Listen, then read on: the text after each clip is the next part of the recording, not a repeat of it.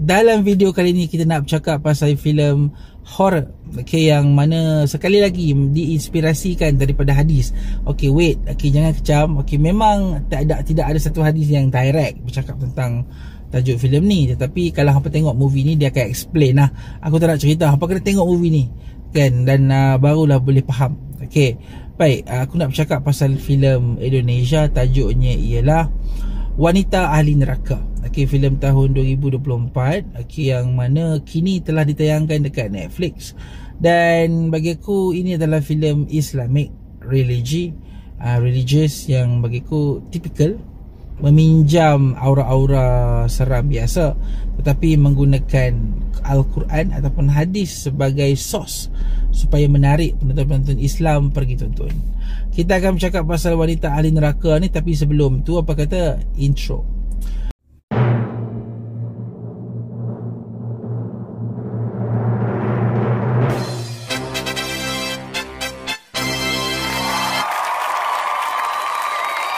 Wanita Ahli Neraka merupakan sebuah filem yang berkisar tentang Farah. Farah ni seorang ahli pesantren yang baik. Dia jatuh cinta sepandang pertama dengan Wahab. Wahab ni bakal calon YB. Okay, so dia duduk kat pesantren, dia rasa nak menikah, so dia pilih Wahab untuk jadikan suami. Dan akhirnya dia mencari syurga. Okay, sebab dia percaya mentaati suami dia adalah satu cara untuk dia ke syurga. Tapi rupa-rupanya dia dapat tahu bahawa suami dia ni ada something. Dia setiap malam dia akan mimpi benda pelik, dia akan mimpi benda-benda yang menakutkan, sehingga akhirnya terbongkarlah rahsia tentang siapa sebenarnya Wahab ni. Okay, so ini bukan Wahab cerita P.Ramlee nah. So filem ni ialah sebuah filem yang bagi aku a typical horror Islamic movie.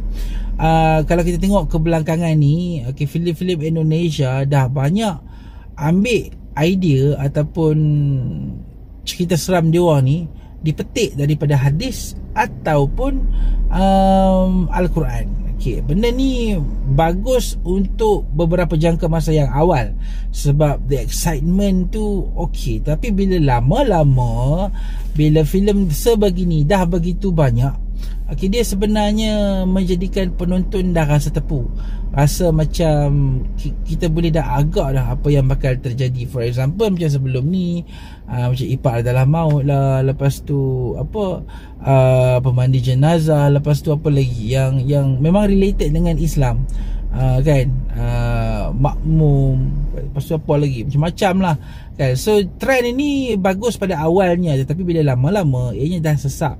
Dan aku rasa pembikin filem Indonesia seharusnya cari satu lagi cara untuk memperbarui filem-filem seram dia orang. Filem Wanita Ahli Neraka ni is not really Wanita Ahli Neraka pun. Dia macam tak begitu menjawab tajuk tu. Tajuk tu tak begitu kena dengan filem ni. Tapi ya, if you watch this movie, hang akan dapat faham macam mana kadang-kadang seorang isteri itu merana apabila si suami dia yang dia percaya adalah sebuah syurga bagi diri dia, rupanya seorang lelaki yang tak apa-apa, yang memang bukan-bukan. So adakah dia harus mentaati dia ataupun masuk ke neraka? So itu persoalan dia. Dan bagi aku, untuk menjawab soalan ni tak dijawab secara direct pun dalam filem ni. So benda tu sekaligus menyebabkan bahawa aku macam tanya, pasal apa tajuk filem ni Wanita Ahli Neraka, kan? Dan ending filem ni pun bila dia reveal tentang ajaran sesat lah, apa semua tu, dia tak begitu memberi impact tau. Sebab kita dah nampak dah watak lelaki ni jahat dan dia slowly nak naik jadi evil tu macam mana, kan? Dan bagi aku rasa movie ni adalah movie yang biasa lah, tak ada benda yang special sangat. Sebab aku sendiri pun sepanjang aku tonton filem-filem Indonesia ni, aku dah jadi macam tepu sebab dia orang dah sampai ke satu tahap di mana dia orang pertaruhkan gore and violence lebih daripada cerita itu sendiri. So aku rasa macam filem-filem sekarang ni di Indonesia, dia orang dah tak pentingkan plot. Okay, let's make the plot simple tetapi level up dia orang punya gore and violence. So orang yang tonton, yang boleh tengok gore and violence, okay lah, Tetapi bagi aku memanglah suka Go and Filers. Ganas tu okey, tetapi let's orang kata make a plot yang orang kata tak klise. Contohnya bagi aku, senang cakap, Wanita Ahli Neraka ni lah. Walaupun ada yang kata filem ni best, aku mungkin tak sebulu lah dengan geng ni. Dan aku rasa movie ni ada pengajaran, ada sesuatu yang boleh diambil iktibar, tetapi ianya masih lagi berada takut lama, menggunakan template filem seram horror Islamik yang klise. Dan bagi aku ianya adalah satu filem yang boleh dikatakan boleh lah nak layan. Boleh nak layan.